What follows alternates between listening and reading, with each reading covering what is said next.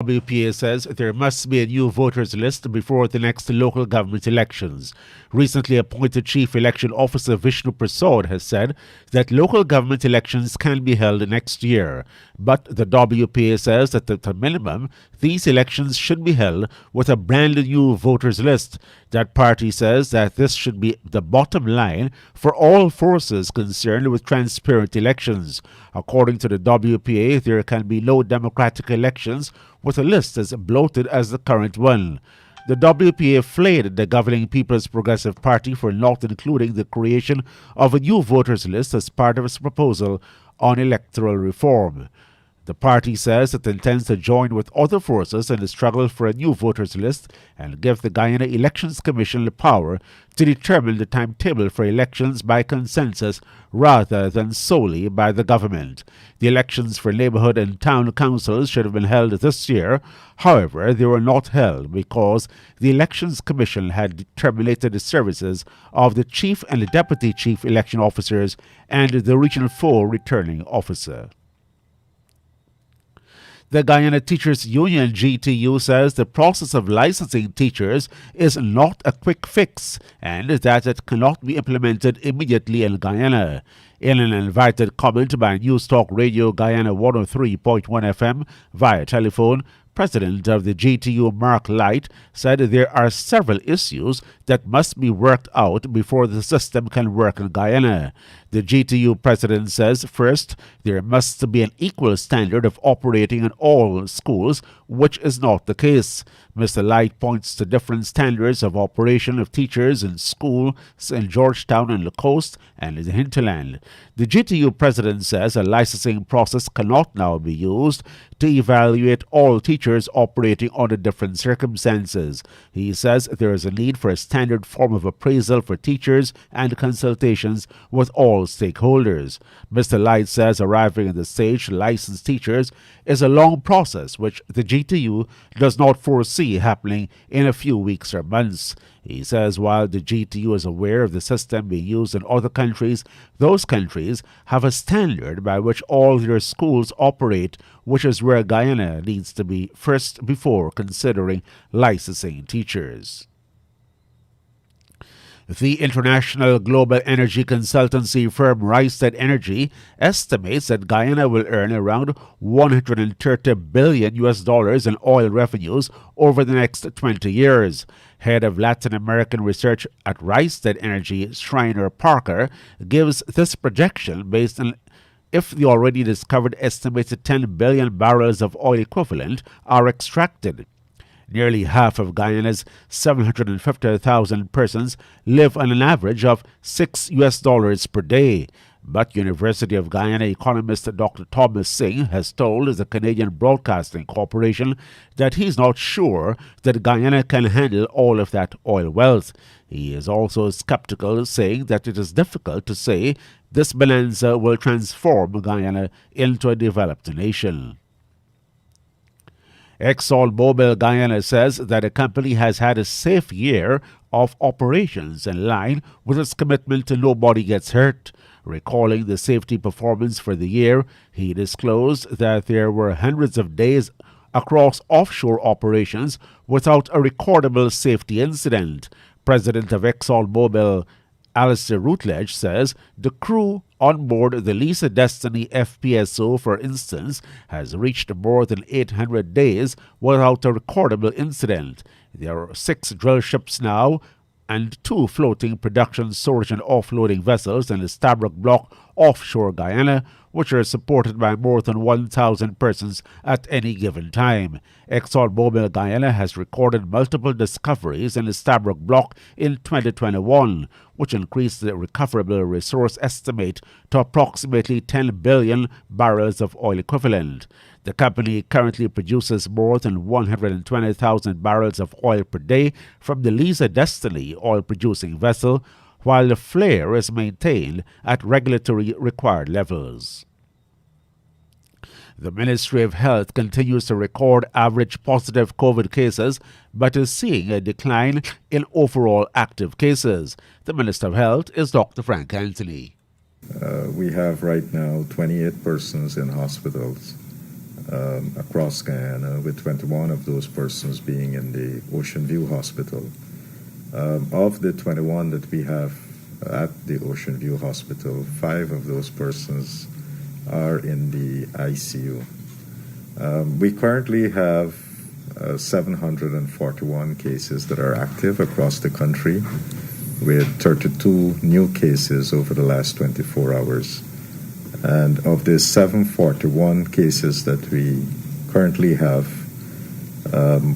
386 of those cases are in Region 4, with 162 being in Region 6. We also have 85 cases in Region 3 and 29 cases in Region 10. The health minister pleaded with persons who are unvaccinated and those who have taken one dose to be fully vaccinated as he detailed the number of COVID vaccines administered so far.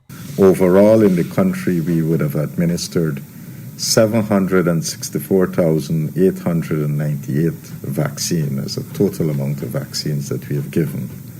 If we break that down, we would have given 440,072 doses as a first dose vaccine.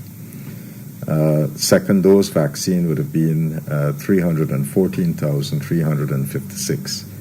So these numbers are really for persons 12 years and older. And we have started to administer booster doses. We're now at 10,470 booster doses. The ministry has recorded 2 unvaccinated deaths, which pushes the COVID death toll to 1,042. Turning to news now from the Caribbean. Trinidad and Tobago's Member of Parliament Anita Haynes has called on the Ministry of Education to reconsider its policy for the resumption of in-person classes for the country's youngest students. Tabaquite MP Anita Haynes has called on the Ministry of Education, MOE, to reconsider its policy for the resumption of in-person classes for the country's youngest students. Her comments come one day after the MOE announced that students of Forms 1 to 3 will return to physical classes in February on a rotational basis.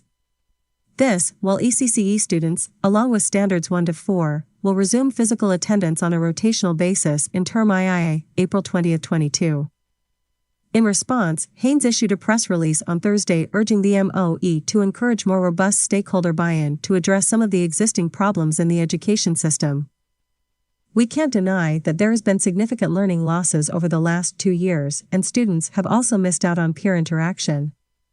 Additionally, the mental health of all parties and how it affects outcomes must be considered. Indeed, COVID-19 is the biggest disruption we've had in decades. We need to ask ourselves if we've made the best of the disruption and are now advancing with an improved system.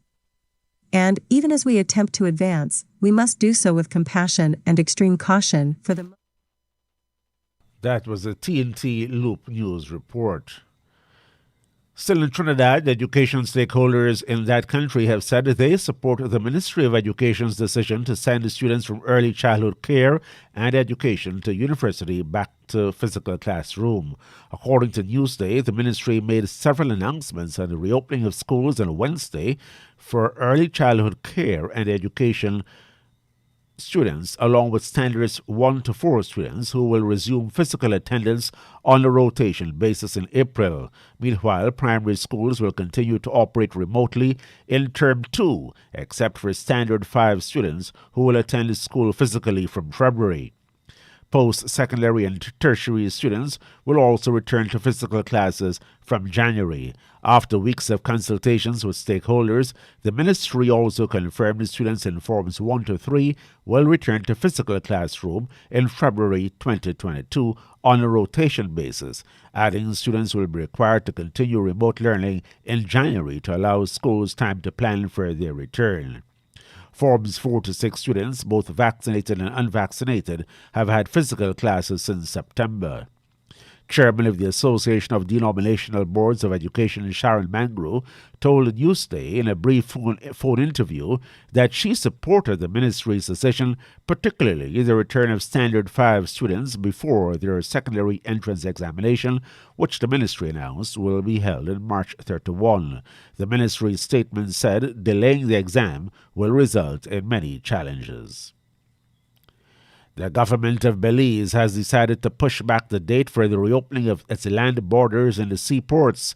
According to Loop News, the government says, based on the formal recommendations of the COVID-19 Advisory Committee, the opening of the land borders and the seaports has been postponed to February 2022. The government had initially announced that the land borders will be reopened on New Year's Day. The government says the delay in reopening will allow for the health system to better prepare for the emergence of the Omicron variant, as well as to prepare for the education system's return to hybrid learning on January 10, 2022. The Ministry of Health and Wellness says it will continue to monitor the situation very closely to ensure the integrity of Belize's health system and the welfare of Belizeans. A senator is praising the decision by the government to ban all fetes in Antigua and Barbuda for the Christmas season, but wants measures relaxed in churches. Senator Osbert Richard Frederick says the government in Antigua and Barbuda made the right decision to ban Christmas fetes. This community in this country, it's time for the churches to get a better deal. It's time for us to open the churches a bit more. I know they need to talk, so I'm talking. I'm here talking for them because sometimes I don't hear them. I'm tired of going to church and see the pews jam up. I can go on record to say that with all the contract tracing we have done since the beginning of COVID, I don't think one person caught COVID in church. I go to church, and let me tell you, we have some protocol officer there. We free them. Every Saturday I go to church, my name is taken, and whenever they take my name, I write down a book. I say a silent prayer. Lord, I hope my name is not only in that book, but in the Lamb's Book of Life. My temperature is taken. I'm being sanitized. Every door, entrance, exit of my church have a sanitation machine. Everyone. You go to a large supermarket, one hand washing station outside, hundreds of people in there, and they're no more sanitized there. You're touching things that everybody else is touching. And they're loud. Give the churches a blind man. Let's open it up. We have All Year's Night. Some of you Americanize New Year's Eve. Service coming up. You want to be able to go to church and feel comfortable. Have to be rushing to go to church. I know some church people have to be going at 7 o'clock so that they can get a seat. Senator Osbert Richard in the Parliament of Antigua and Barbuda. We now go to the BBC World Service for the latest world news. Hello, I'm Eileen McHugh with the BBC News. A group of 14 European countries and Canada have issued a statement condemning the deployment of Russian mercenaries to Mali. The statement said it could only lead to the further deterioration of the security situation in West Africa. Danny Eberhard reports. There's deep unease in Western capitals about the turn of events in Mali. Reports suggest its military-backed transitional government plans to bring in mercenaries from the Wagner Group. The EU recently sanctioned it for serious human rights abuses. The United States, which did not sign the statement but shares similar feelings, said the reported deal is worth $10 million a month. France recently pulled out of its last base in northern Mali. It's been fighting Islamist militants there for 8 years, but is drawing down troops in the Sahel. The statement accuses Russia's government of providing material support in deploying Wagner mercenaries to Mali. Russia denies such links. President Putin has said Russia does not want conflict over Ukraine, but he has insisted that the West must give immediate guarantees that NATO will not expand further to the east. Speaking at a 4-hour press conference in Moscow, Mr. Putin stressed it was about Russia's long-term security. He maintained Russia had been tricked by the West over previous bouts of NATO expansion. A jury in the American state of Minnesota has found a white former police officer guilty of manslaughter for having shot dead an unarmed black motorist. During the trial, Kim Potter said she had mistaken her handgun for a taser when she killed Dante Wright during a traffic stop in April. Body cam video shows her shouting taser before shooting him in the chest with a 9mm Glock pistol. Nomia Iqbal reports. Kim Potter had taken to the stand in her own defence. She said it was an accident and had meant to use a taser, not a gun, on Dante Wright. But the prosecution said she was a highly experienced officer who had been trained to use a taser, and so Mr. Wright's death was preventable. The jury of 12 deliberated for more than 27 hours. Her team held her shoulders as the guilty verdicts for 2 counts of manslaughter were delivered. The charges carry a maximum sentence of 15 years and 10 years. A preliminary study in Britain has found that people catching Omicron are 50 to 70% less likely to need hospital care compared with previous coronavirus variants. It's based on data from people in Britain who've caught the Delta or the Omicron variant since the beginning of November. Dr. Susan Hopkins from the UK Health Security Agency called the findings encouraging.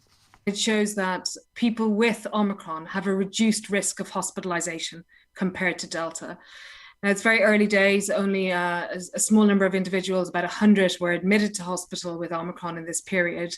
But nonetheless, it is first signs of cautious optimism we can have for a while. World News from the BBC. Hundreds of women have taken to the streets Hate to stand in lines? Don't worry. KFC has got you covered with their drive-thrus, which are open now from 9 a.m. to 10:30 p.m. at Movietown, Vlissingen Road, Mandela Avenue, Reading Hoop, Parika and the Amazonia Mall. That's right, you can drive through at 6 of their 9 locations. Remember, their current opening hours are 9 a.m. to 10:30 p.m. Go on down and let your taste buds savor the spices today. KFC. It's finger-licking good. And now to end the news, a recap of the highlights. The Working People's Alliance says there must be a new voters list before the next local government elections. The Guyana Teachers Union says the process of licensing teachers is not a quick fix. The international global energy consultancy firm Rystad Energy estimates that Guyana will earn around $130 billion in oil revenues over the next 20 years. Regionally, education stakeholders in Trinidad and Tobago have said they support the Ministry of Education's decision to send the students from early childhood care and education to university back to the physical classroom. Internationally, a veteran former Minnesota police officer has been found guilty of manslaughter for the fatal shooting of a black motorist in April. That's the end of the news, which came to you with the compliments of Kentucky Fried Chicken KFC.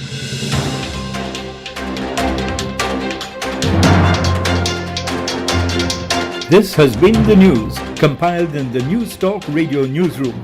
For ongoing updates, visit demerarawaves.com, and you can check facebook.com/demwaves and twitter.com/demwaves.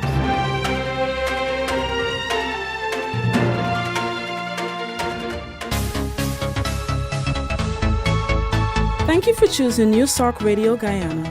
We've got loads of news and information for you.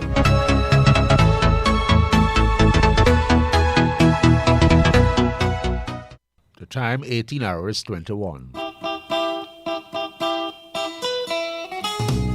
Giftland Mall, they're giving away vouchers from December 30 to Christmas Eve.